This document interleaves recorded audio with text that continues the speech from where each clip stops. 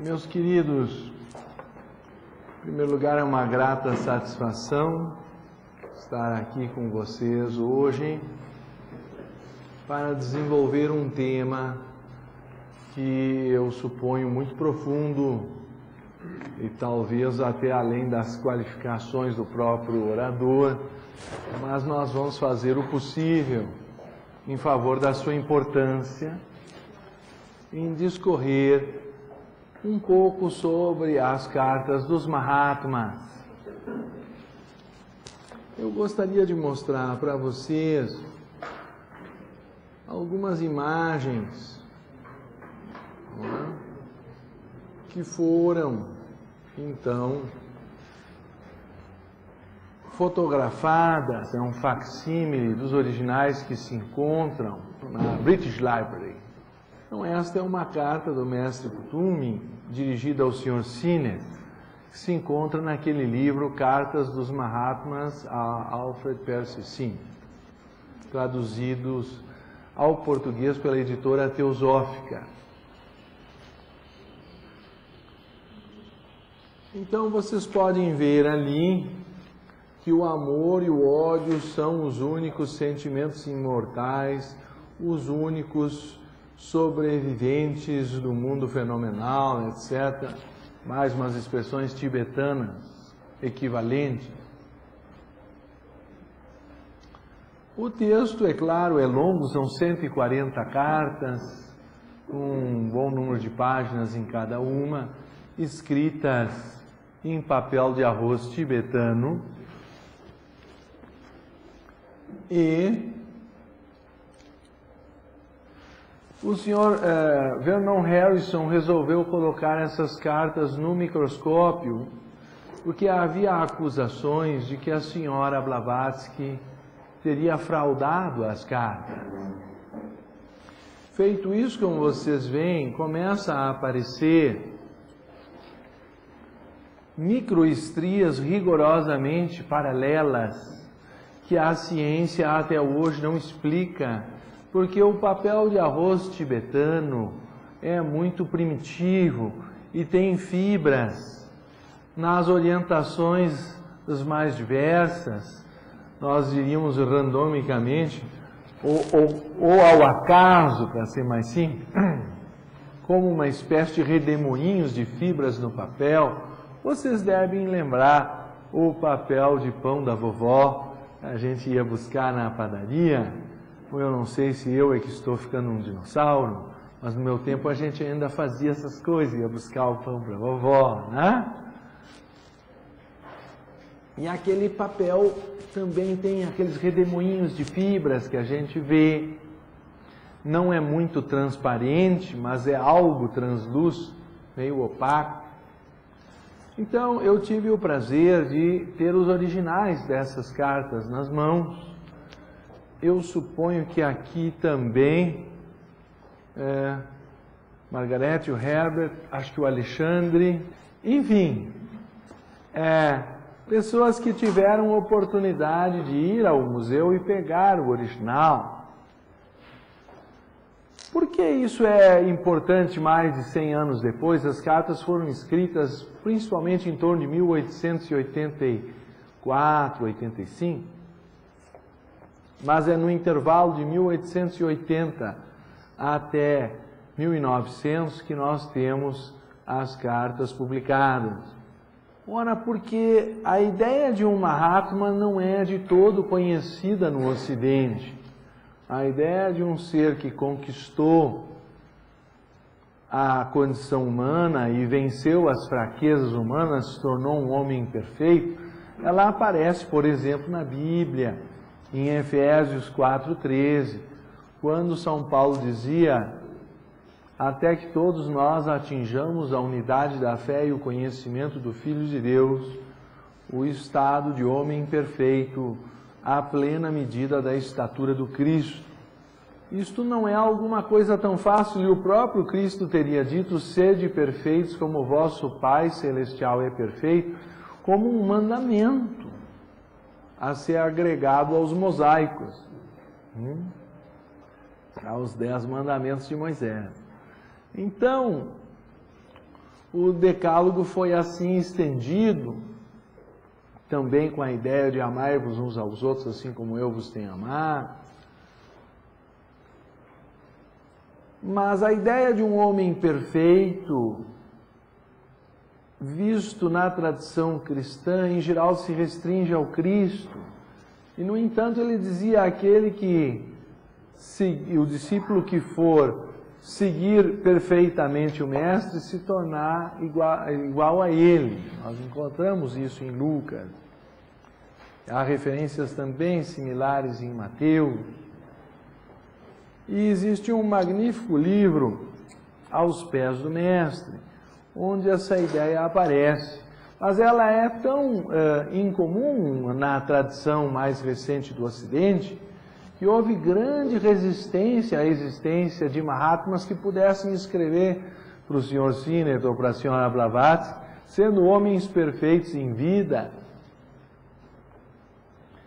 E eu trago essa evidência porque é assunto que vocês mesmos podem pesquisar.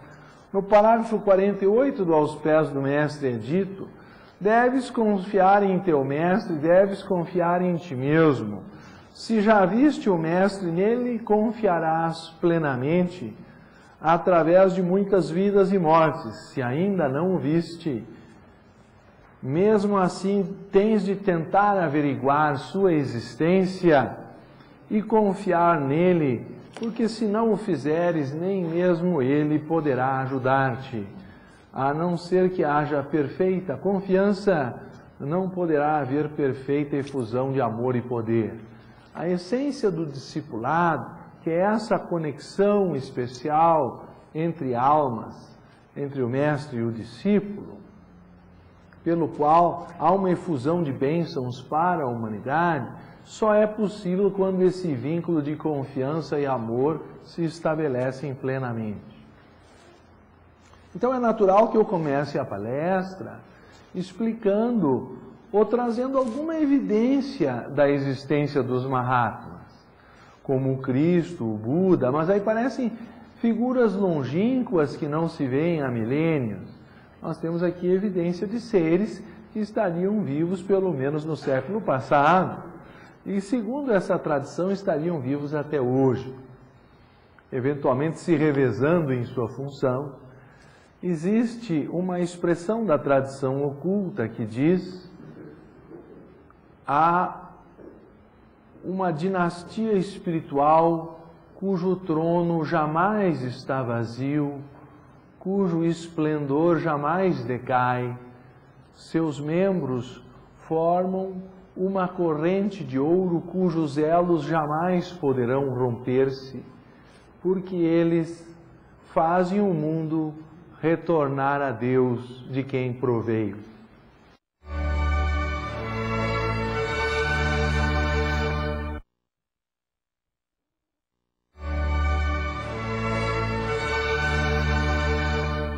Então, porque eles são essa sucessão do Gurum Parampara, que de alguma forma se adaptou no cristianismo como uma sucessão apostólica, mantendo viva uma tradição de sabedoria. A essência da teosofia vem deles, através dessa correspondência, através de alguns de seus discípulos, embora ela possa ser encontrada no coração de todas as religiões de todos os tempos, e longe de mim sequer pensar que ela seja só conhecida na sociedade teosófica. Pelo contrário, acho que se há alguma missão na sociedade é mantê-la viva ao alcance de todos, mas ela se encontra no coração de todas as religiões. Apenas que às vezes um pouco mais velada, e nas cartas talvez de forma mais explícita. E nessas cartas, que eu volto a dizer, nós não podemos afirmar, porque existe essa carta, que o Mahatma necessariamente exista, mas é uma evidência que pelo menos deveria fazer uma pessoa com mente aberta pensar, porque pode ser verificada por qualquer um no Museu Britânico, ou melhor, agora British Library, ali perto. É bom levar um comprovante de residência e o passaporte, né? Porque essas são algumas das regras para poder se associar e ter acesso imediato a essa possibilidade. Ainda assim, eu leria uma pequena passagem do meu próprio livro a respeito da questão dos Mahatmas. O fenômeno de precipitação, ou seja, de materialização apenas da tinta das cartas dos Mahatmas no papel, foi a origem de muitas acusações injustas ao longo da vida da senhora Blavatsky. Foi somente 100 anos depois que a Sociedade para Pesquisas Psíquicas de Londres retratou-se da acusação de que a senhora Blavatsky teria fraudado as cartas, as quais se encontram hoje na biblioteca do Museu Britânico ao alcance do público. Foi o Sr. Vernon Harrison, especialista em falsificações, da Casa da Moeda Britânica, de onde nós tiramos essa cópia desses facsímiles. Foi ele que fez essas ampliações por meio do microscópio. E em seu livro H.P. Blavatsky and the SPR, que vem a ser em inglês a Sociedade de Pesquisas Psíquicas, referindo-se à respectiva em Londres, que demonstrou por meio de microscópio que a tinta das cartas dos Mahatmas estava no miolo do papel sem ter penetrado por suas bordas. Um fato inexplicável para a ciência oficial ainda hoje. Então, houve uma retratação formal da Sociedade de Pesquisas Psíquicas quanto da acusação em 1895 no Hodgson Report, 1885, me corrijo, da suposta fraude, porque a ciência até hoje não consegue explicar essas imagens que vocês estão vendo das cartas dos Mahatmas.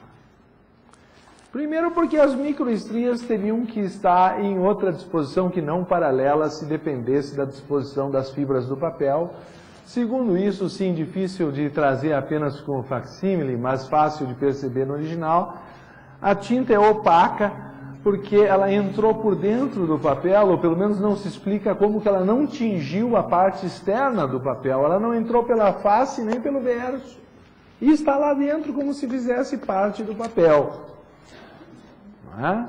Então nós temos uma tendência a querer virar a página, ver o outro lado. E só que ali a carta ainda continua. Portanto, são duas camadas de microfibra, micrométricas de tinta entre as fibras do papel, que estão ali depositadas, uma legível por um lado, que seria a face, e a outra, o anverso, o verso e o anverso, não é? Então, é até hoje inexplicável. Vamos, porém, ao invés de nos encantarmos com o fenômeno, que é meramente explicativo, verificar se o conteúdo das cartas tem algum valor. Eu fiz uma síntese baseada no trabalho da Virginia Hanson, na revista Teosofia de abril, maio e junho de 2004, e